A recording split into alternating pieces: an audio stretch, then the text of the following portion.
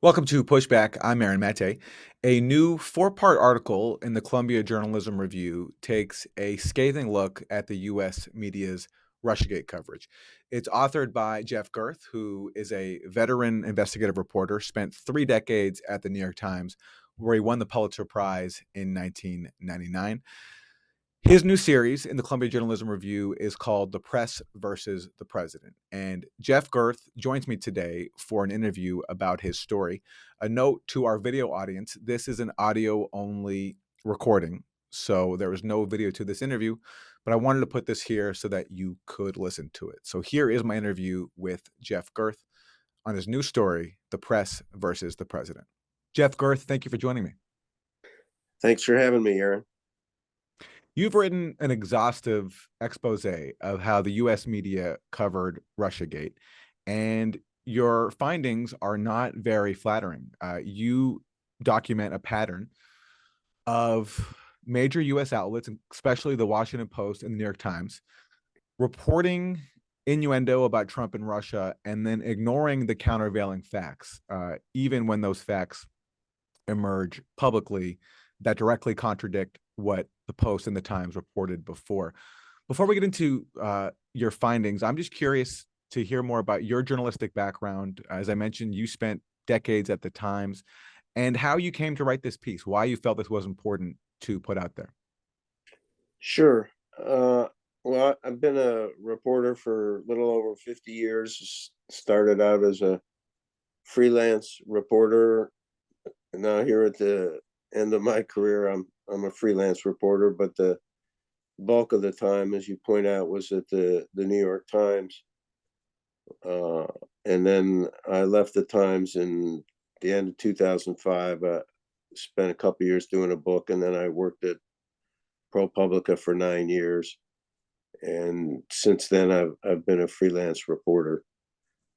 The impetus for the project is basically twofold. One, after I left ProPublica, I did a fellowship with the University of Berkeley Graduate School of Journalism, and one of the projects I did there involved dissecting and trying to report out the dossier, the infamous Steele dossier.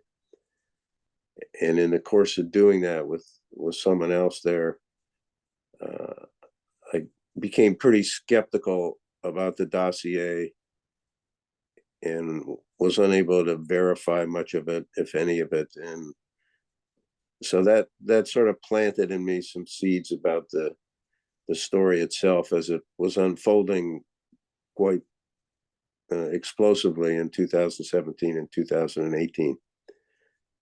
Then after the Mueller report was released in the spring of 2019, I had a lunch in New York.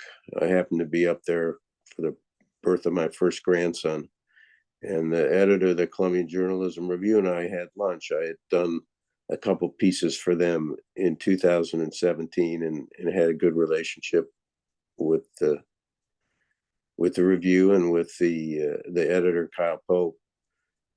And so he kind of, as we started talking about it, he said, well, so we're thinking maybe we'll do an anatomy of what happened in the coverage. And I said, well, I think that might be a good idea. At that point, John Durham had just been named by Attorney General Barr to go back and look at the origins of the investigation. So I told him, perhaps naively, that, well, if you want me to do a coroner's or an autopsy, I'm going to wait for the coroner's report. And by that, I meant the final report by Durham. So that was, I guess, now almost 4 years ago. And so I waited around for a while. And finally, by 2021, the pandemic had hit and things were kind of slowed down everywhere. And I decided to start doing some serious reporting and doing some interviews and trying to report out the story, which I was able to do and finish by, pretty much finish it by the mid of 2022. And then there was some editing and various sort of additional reporting I did. And then, finally landed the piece, not waiting for Durham to issue his report, because at that point we just decided we should go with what we got. There were, things that came out in various prosecutions and filings by Durham that gave some further insight into the issues that I was interested in. So we decided to go ahead and publish. In the piece, you write about reaching out to dozens of people, reporters and editors, but to your surprise, you did not hear back from a lot of the figures you reached out to, and many people refused to basically talk about and defend their reporting. Can you speak to us about that? Sure. I wouldn't say it was totally to my surprise, because it's my friend Lowell Bergman. We've been friends for 50 years. He's a former CBS journalist. He likes to say journalists don't have thin skin; they don't have any skin. So I wasn't totally surprised, but I did reach out to every major news organization, as well as individual reporters, especially ones whose names appeared on stories. And most of them, I didn't exactly come up with the exact tally, but most of them demurred or either punted me to the public affairs person, or just refused to even respond to my emails or phone calls. Eventually, I did interview, probably 15 or 20 reporters on the record. In fact, one of my more significant interviews with Bob Woodward didn't take place until a couple of weeks before the piece came out. But with regards to the major news organizations, whether it were the TV networks or the Times, the Post, the Journal, none of them made available anybody to sit down with me as a responsible person at the organization and answer questions. The Flack for the Washington Post did have conversation with me on background. The Times Flack never saw fit to even pick up the phone and call me.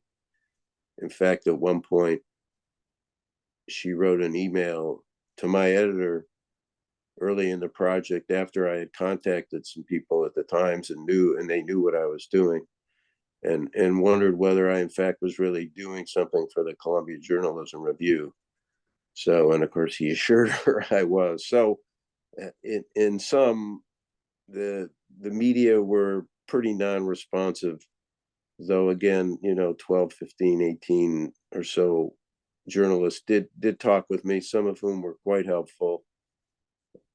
Some would only talk on background, but some did go on the record, and I appreciated that. But at the end of the day, sort of institutionally, I didn't get a lot of cooperation. And you mentioned interviewing Bob Woodward, the veteran of the Washington Post, very well-known journalist. He made some waves in his comments to you when he urged newsrooms to, quote, walk down the painful road of introspection. I'm curious to hear from you. If you were to try to summarize your findings and identify a pattern in the coverage that you reviewed, especially in the Times and the Post, of how they reported on Russiagate and the suspicion of a conspiracy between Trump and Russia, how would you summarize the patterns in the coverage that you scrutinized? Well, first of all, I think the word pattern that you use is an appropriate description. People have asked me, well, what's the most sensational thing you found, or what's the most important thing you found? And my answer is, it's the sum total of all the things that I found that were the most important, as opposed to one single bad story or one single, mistake that was made. It's really a pattern of either continuing to report the story with the slant of there being this narrative of cooperation or collusion, or some connection between Trump's world and the Russians and the the interference that the Russians were doing. In fact, I got an interesting email from a very prominent reporter after the piece came out, and they pointed out to me how members of the media had commingled, that was the word they used, the two important strands of the Russia investigation. Those strands being, number one, that the Russians had done some sort of interference or influence operation or meddling, whatever phrase you want to use, during the 2016 campaign. And the other strand being that there were connections or ties of some sort, links, whatever word you want to use, between certain members of the Trump's universe, including Trump himself, and people in Russia. And those two strands became conflated or commingled for a couple of years. And that was the predominant sort of connection that was being made.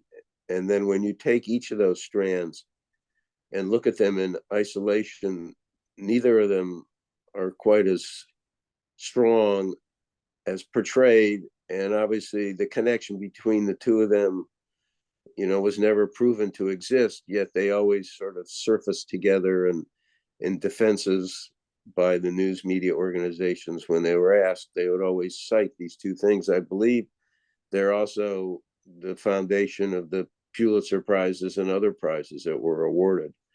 So I think the conflation of the two events, as well as the sort of exaggeration, if you will, of each of the individual strands, and the failure of news organizations, in particular the Times, to report information that went against the narrative that existed. One of the things that stood out for me was the failure, and of course this is in the piece, was the failure of the Times in January 2018 to report on a text that came out from Peter Strzok, the supervisory manager of the FBI investigation.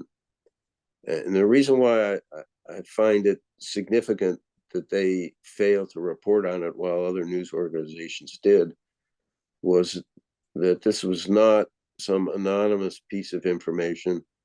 It wasn't information that came from some peripheral source who might be, quote, familiar with the investigation. This was the person running the investigation. The investigation had been going on for 10 months, and he was sending a message to a colleague, a text message which he never could have imagined would become public, but yet it did. And in the message, he said, it was sent in mid-May of 2017, as he was debating whether to go to work for Bob Mueller, who had just been named the special counsel. And he was hesitant, and the reason he was hesitant was, quote, "There's no big there," unquote. So here's the guy at the top of the food chain, 10 months into the investigation, saying privately in a message he could have never imagined would become public that there wasn't much there in this investigation. Yet the Times never thought it was newsworthy to publish it, either when it came out in January 2018 or any time subsequent to that. And then in their response to me, when I asked them about this, their answer was, we looked into it thoroughly and we adhered to our editorial standards. So you'll have to ask them what that means, but I don't quite fathom it myself. Hmm. Another example you discuss in your piece has to do with a story in the Times that you say was very influential to fueling the Trump-Russia narrative. It appeared in February 2017, actually, on the Today, 6 years to today, as we're recording this. This correct. was the headline in the It was Times. a Valentine's Day special. And the headline is Trump campaign aides had repeated contacts with Russian intelligence. I'll just read the opening graph. Phone records and intercepted calls show that members of Donald Trump's 2016 presidential campaign and other Trump associates had repeated contacts with senior Russian intelligence officials in the year before the election, according to 4 current and former American officials. And as you write, Jeff, in your piece, this was a very important story. It helped fuel the momentum for the appointment of special counsel Robert Mueller just shortly afterwards. And it ignited this firestorm that was growing then about a Trump-Russia conspiracy that had, previously been set off by the release of the Steele dossier just a few weeks earlier. Now, you point out that this piece has a number of flaws, and you mentioned before Peter Strzok and how the Times didn't report his text messages about there being no there when it comes to a Trump-Russia conspiracy. Well, it turned out that later on it was some of Strzok's notes were declassified, and he, it turned out, went through this Times piece and wrote his own notes and basically saying that all of its assertions were not true. And the Times later on acknowledged Strzok's perspective, but they still, to this day, have stood by their reporting, even though also Jim Comey even testified that it wasn't true. So talk to us about this story and what you uncovered about it. Well, you did a good job of summarizing its importance and the serious questions surrounding it. In my time at the New York Times and subsequent, I've never seen someone like the head of the FBI go up and testify a story is so inaccurate or so flawed. I've never seen that transpire. And not only did Comey say that, but he said that when the story came out, not only did the FBI not know anything about what was being referenced in the story, he went around to the agencies, CIA, NSA, etc., and asked, do you know anything about this? Are we missing something? Have we not been informed? And he came back, blank, empty. So it's a mystery to this day as to where the Times, it was of course based on anonymous sources, where it came from and exactly what the people who were passing on whatever they passed on were getting their information from.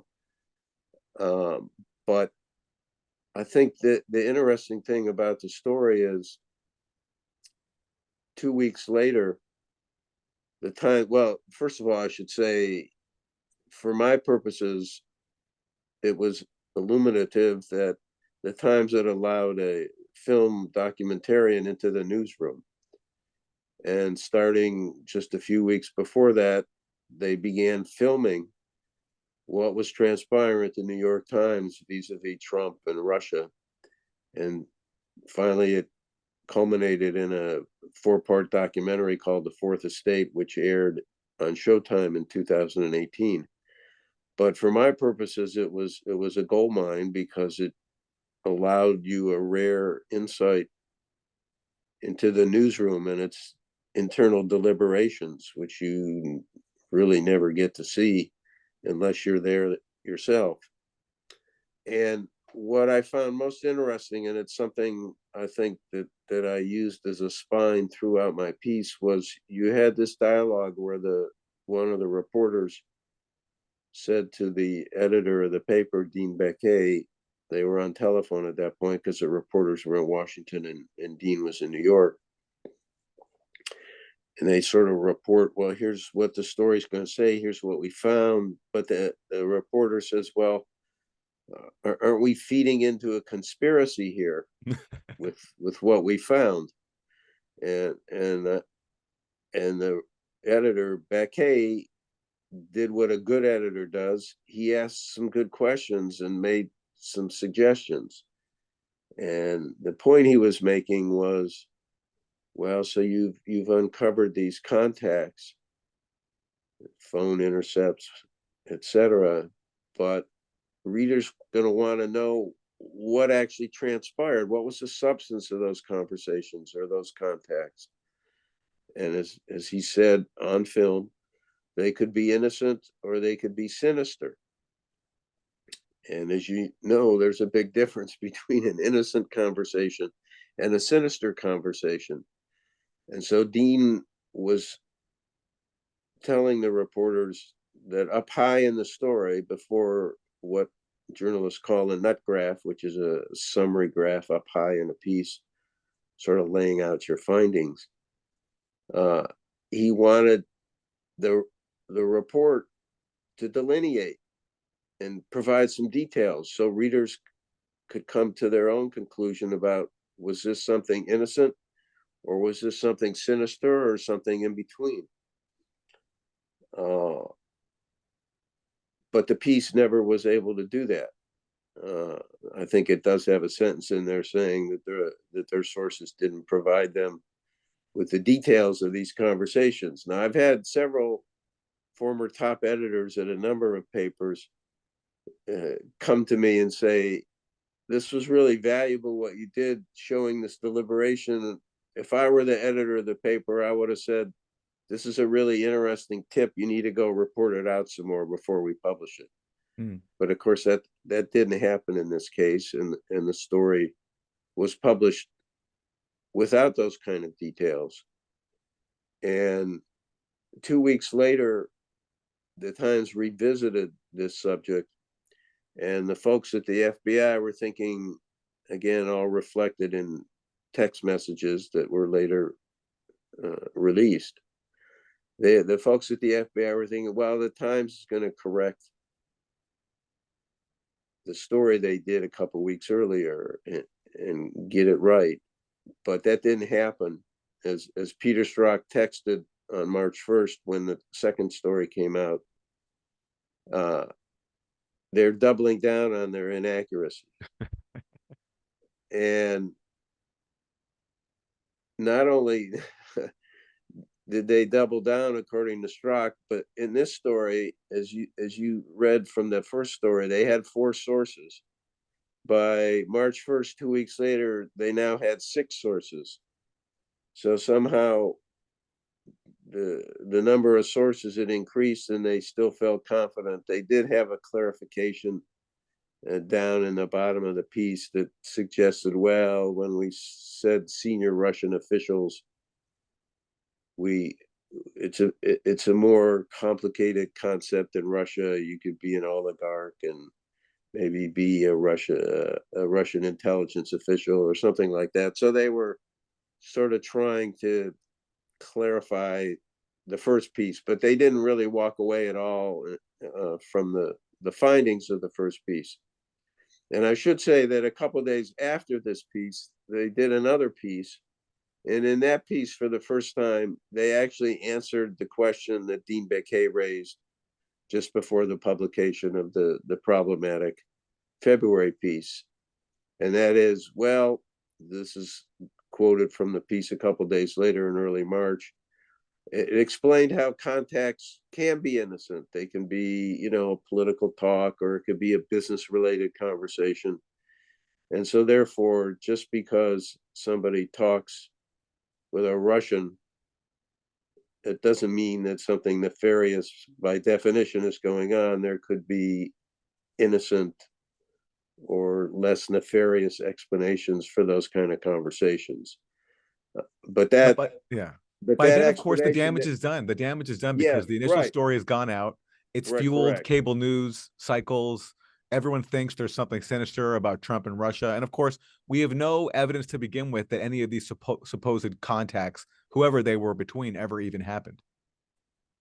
Well, look, the first piece did mention Manafort, and so that Manafort clearly had contacts with Konstantin Kilimnik, and you've written a lot about this, so I don't need to elaborate. Your listeners probably know a lot about it, but again, the nature of that contact and whether it was business related or something more nefarious is murky and far from clear.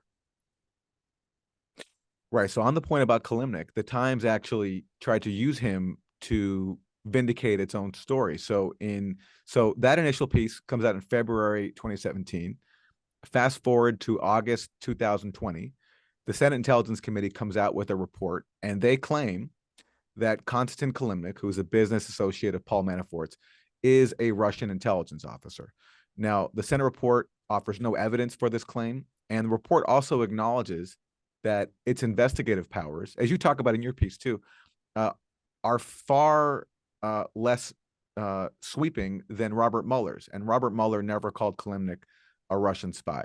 But despite that, people in the media who push the Russiagate narrative treat the Senate report as some sort of new smoking gun. And the Times then puts out an article saying that the Senate report confirms the Times' prior reporting that Trump aides had repeated Right. contacts with senior Russian intelligence officials. Right. Well, they actually used the confirmed language in 2021 when Kilimnik was sanctioned by the Treasury Department. But yes, the Times considers the Senate Intelligence Committee report and then the subsequent sanctioning by Biden's Treasury Department as confirmation of their 2017 piece, the one in February that the FBI found so riddled with mistakes.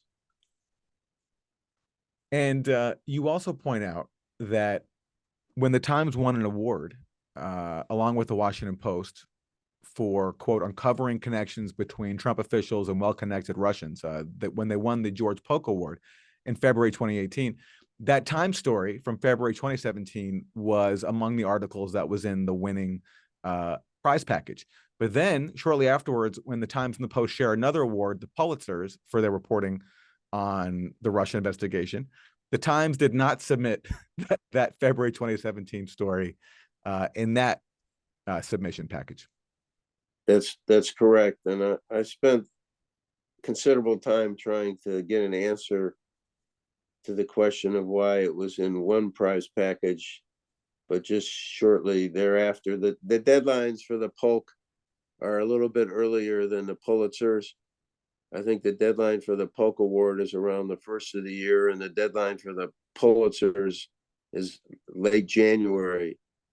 And so in that few week time frame, the Times took out the problematic piece from its prize submissions. Now, the innocent explanation, which is certainly quite possible, is that the Polk package is larger than the Pulitzer package. I think it may be 12, and the Pulitzer package is limited to 10 articles. So they may have just said, well, we got to get rid of a couple pieces, so we're going to get rid of this and that. But as I said, I tried to get an answer and didn't succeed. The reliance on Christopher Steele is another major theme of your reporting, how he was initially treated by the U.S. media as this intrepid sleuth who came across Trump-Russia contacts and just wanted to alert the world. And then it came out slowly that, in fact, the Clinton campaign was secretly paying for his work, and that it took many years for us to confirm this, that the FBI did not have confidence in Steele's claims, even though anonymous officials were privately feeding U.S. media outlets a much different picture, basically saying that his allegations were bearing out.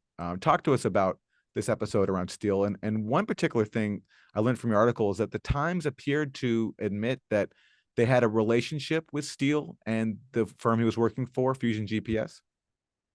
Yes, well, I'll get to that in a second. I mean, first of all, I think there was sort of a schizophrenic attitude both about Steele and the Russia story reflected in the media coverage.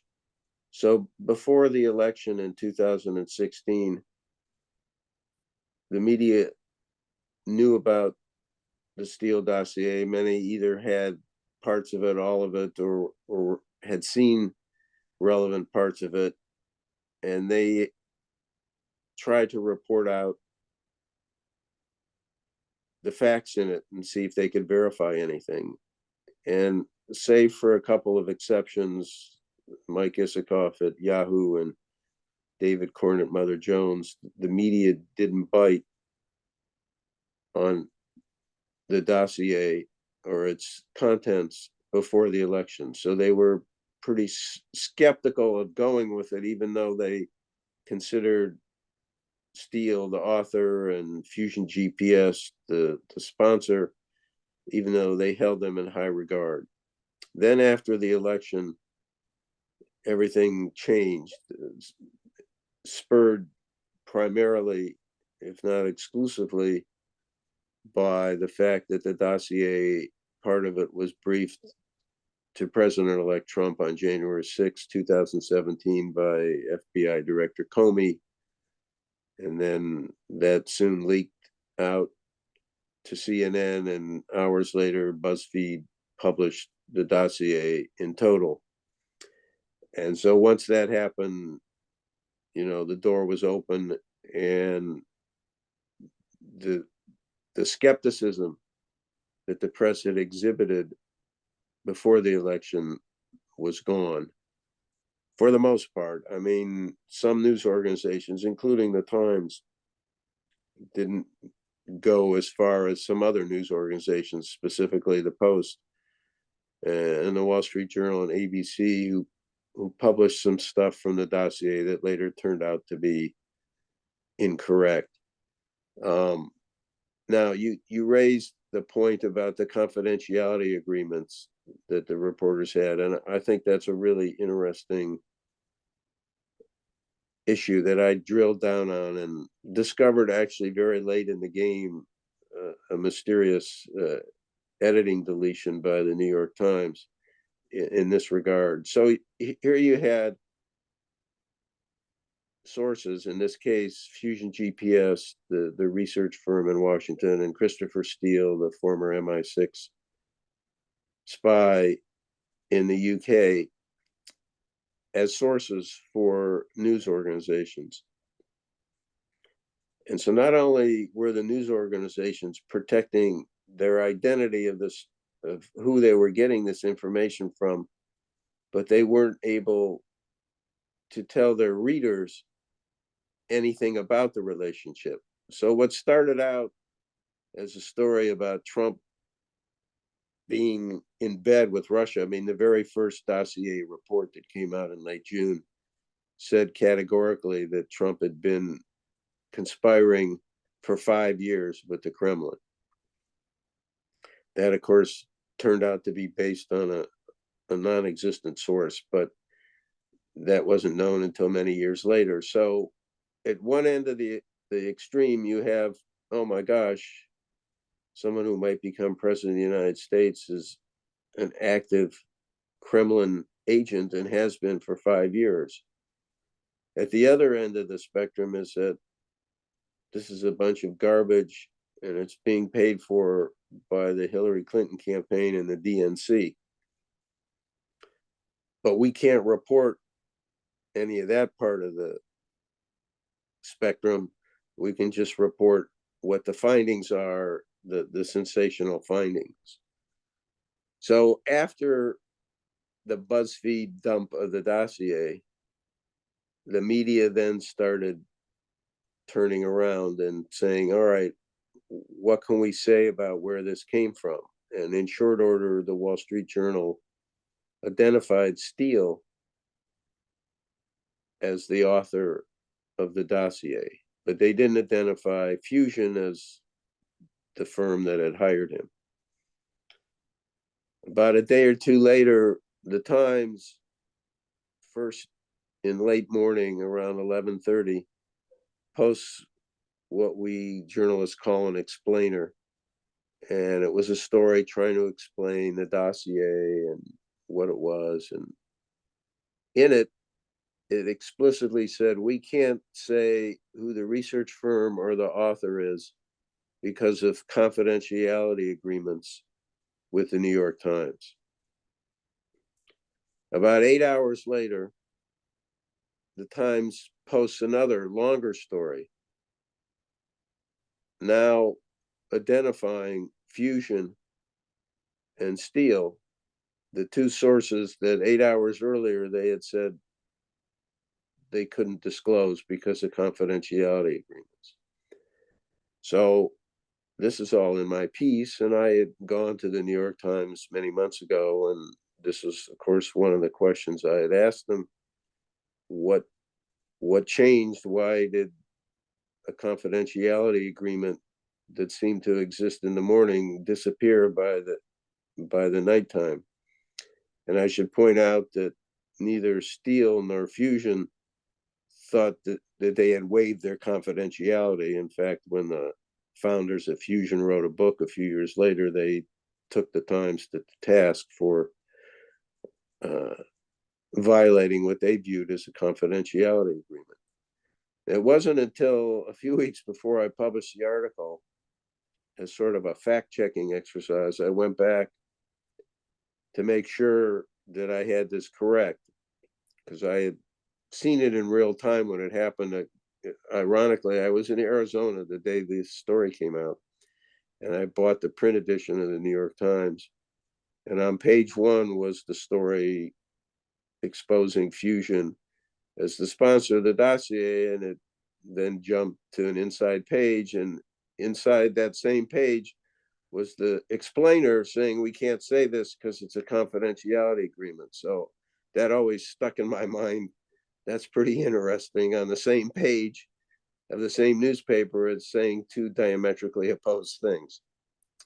So here, all these many years later, as I'm preparing to publish the piece, I went back to try and look this up to see if I was remembering it correctly and getting everything straight.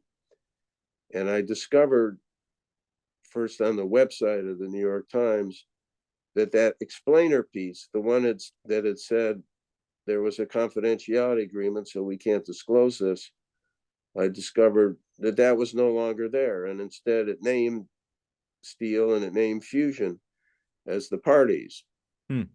So I wondered, So I went to the Wayback Machine and got the same answer. It had been changed. And then I went to Nexus and found in my first search, yes, it had been changed in Nexus too. So I started to wonder, oh my gosh, am I remembering this wrong? And then I did another search in Nexus, and sure enough, I found the piece that still had the confidentiality language in it.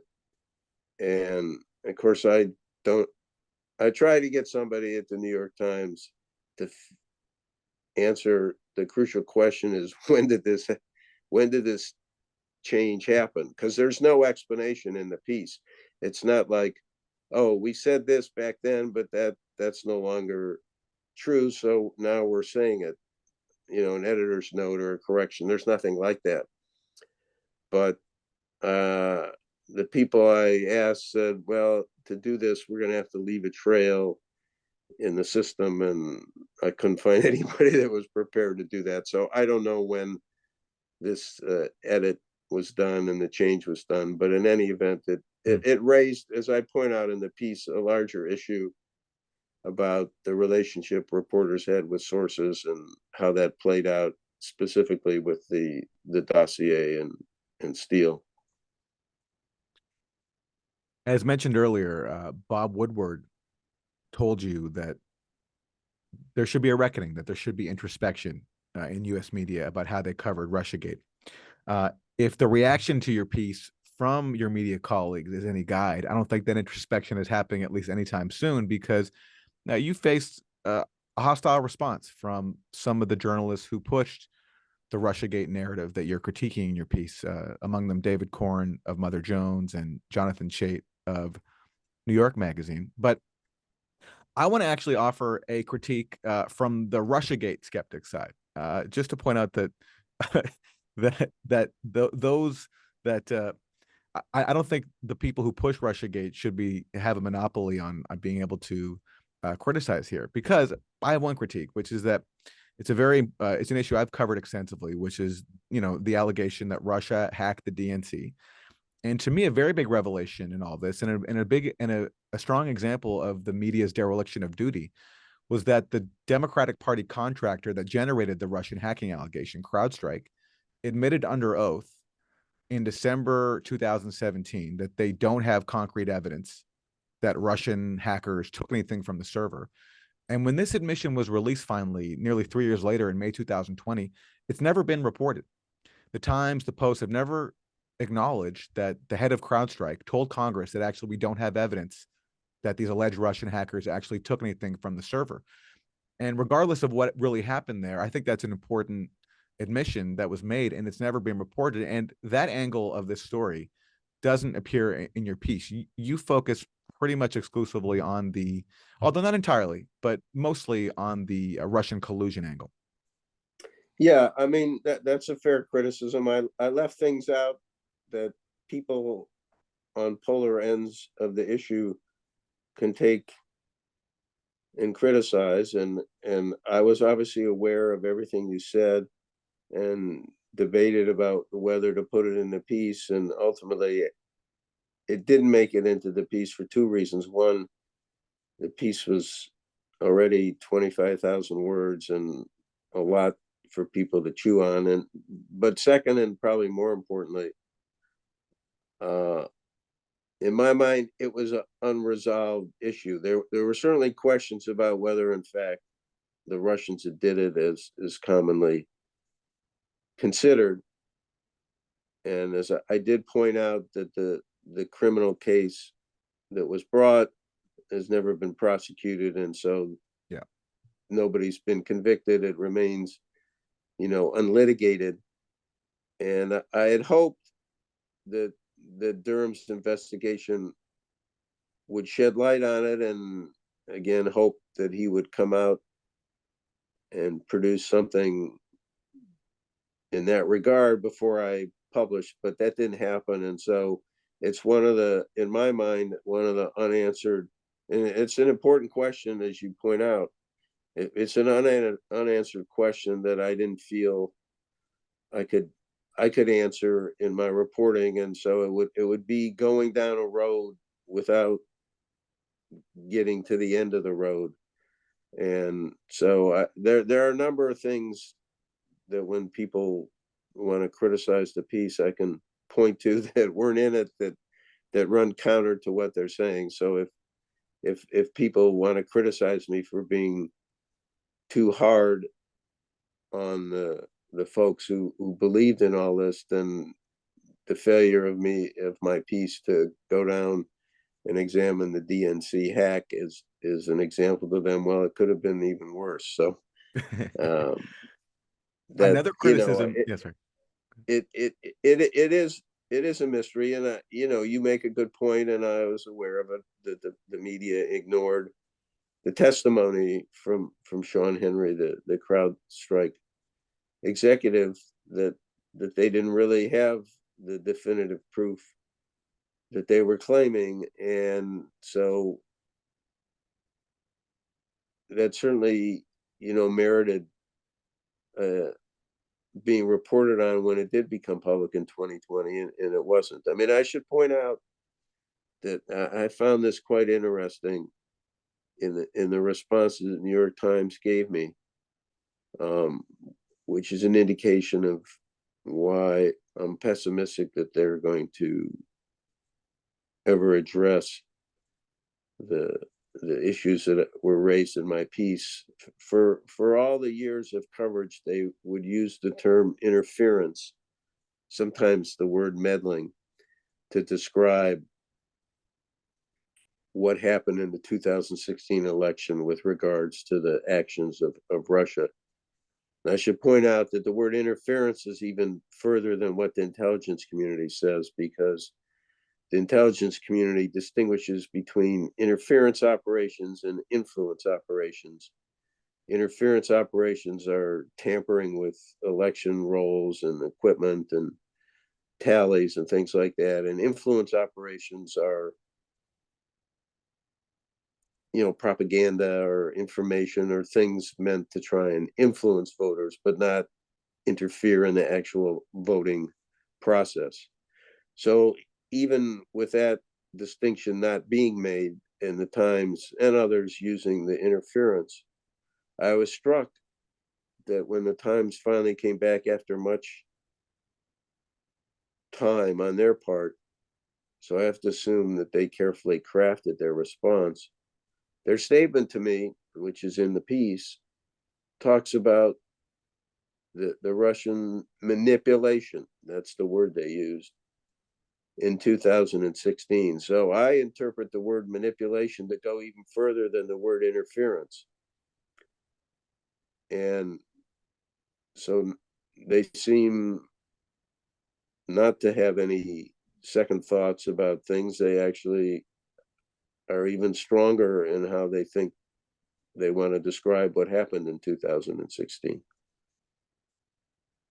One of the odd critiques that I think you've received is that you interviewed Trump for the piece. And I've seen some media voices take issue with that, which I find strange to say the least, given that you're interviewing someone who's at the center of the scandal you're reporting on. What stood out to you from your conversations with Trump about uh, how he viewed the Russia investigation and how it impacted his presidency? Well, I don't know who's criticized me for interviewing Trump, but I, I doubt that a serious journalist can set about to do a piece in which one of the major characters you don't even try to interview. Um, but I guess maybe I'm out of touch with the way journalism is practiced these days. But with regards to Trump, and I should say I didn't know Trump. I didn't know anybody in the Trump White House, and it was just through some serendipitous networking that I was able to get an interview with him. Um, as the piece makes clear, he wasn't even aware of the dossier during the campaign. He did have campaign aides sort of from time to time raise sort of the Russia question with him. But remember, it came up in the debates. Hillary Clinton, in one of the debates in October, maybe the last one, more or less accused him of being in bed with Russia. And so it was obviously an issue during the campaign, but he told me that he wasn't aware of the dossier per se, and that when Comey used the most salacious allegation in the dossier to brief him that day on January 6th, it was a shock and a surprise. And it's hard to put yourself in his shoes because I'm not sure anybody has the size of shoes he wears, but you can imagine, being surprised yourself if somebody told you of such an accusation involving yourself. So, and he did tell me that early on in his presidency, those first few weeks, even the weeks before his inauguration, and then soon thereafter with the Times story, he said he realized he had two jobs, and one was to run the country and the other was to deal with the media. And I'm not sure he ever fully sort of understood exactly what the dossier and its implications were. I guess eventually he did, but I think in the beginning, I mean, here's a guy who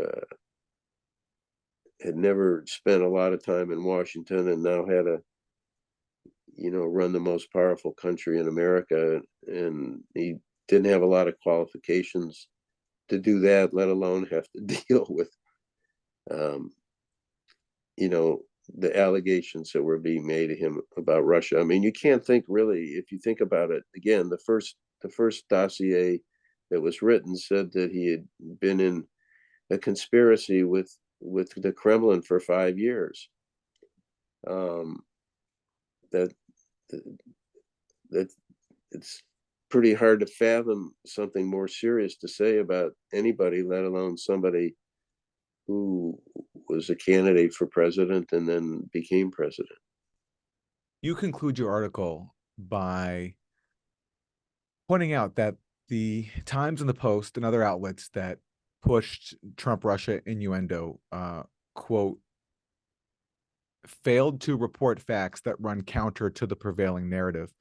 And this, you say, marks what you call the erosion of journalistic norms. and adds to people's distrust about the media. Can you talk to us more about this? And, coming from your experience as a veteran journalist, 3 decades with the Times, what this Russiagate episode says to you about the state of the media today, and what you would like to see in a perfect world fixed? Well, to be honest with you, I'm perplexed. The things that when I was at the New York Times were axiomatic. I mean, for example, I write in the piece about how when the government dropped the case against the one of the companies in Russia that was supposedly involved in the trolling and meddling in 2016, the Times quoted the prosecution, but they never reached out to the lawyer for the defense, who not only gave interviews to the Post or the Wall Street Journal, but put out a statement. So even if you didn't have the time to pick up the phone and call the attorney, you could at least put their statement in the piece. And the Times did neither. And as a result, there are two parties in a case. They wrote what one party had to say, and they didn't write what the other party had to say. That's so axiomatic and built into your DNA. When I was at the Times, I don't understand what goes on these days with reporters who don't feel any obligation to just do the most elementary thing in journalism, to get comment from one of the two parties in a major case that you had written about a lot and made a big deal of, and then it collapses and disappears, and you don't find a way to talk to one of the parties. So I'm perplexed. I don't really understand it. And there are other examples in my piece of not reflecting, parties that are involved in your article, either reaching out for comment or just ignoring it. For example, James Clapper, who had been the director of national intelligence, went on TV a few weeks after he stepped down. He was under Obama, and he said on national TV that as of the time he left, he wasn't aware of any evidence of collusion. Well, again, it's sort of like the Peter Strzok text. Here's the guy who was the top intelligence official in the government saying on the record that he hadn't seen any evidence. That doesn't mean maybe he didn't find some in the few weeks since he left or whatever, but nonetheless, he's saying it, it's on the record, and yet the New York Times didn't think it was newsworthy. So I don't know how you change that behavior. To be honest with you, it's so built into your DNA. When I was there, I haven't been at the paper in 16 years, or 17 years. I don't know what the DNA is like there, but that's going to change. That's going to require a pretty significant change in the way things are done, and it has to start at the top, I guess. But again, the standards. I did this in another interview. The standards editor at the New York Times, who's supposed to enforce these kind of things, used to be an important person. They'd be on the masthead of the newspaper, even when the masthead was, not very many people. You could count them, on your hands. Today, the masthead for the New York Times has 12 people on it, but the standards editor is not one of the 12. You'll have to ask the New York Times what that means, but I'm really at a loss to understand how some of these practices have evolved into, what I describe in the piece. The article is called "The Press versus the President." It's out now in the Columbia Journalism Review. Jeff Gerth, thank you so much for joining me. Thanks, Aaron. Appreciate it.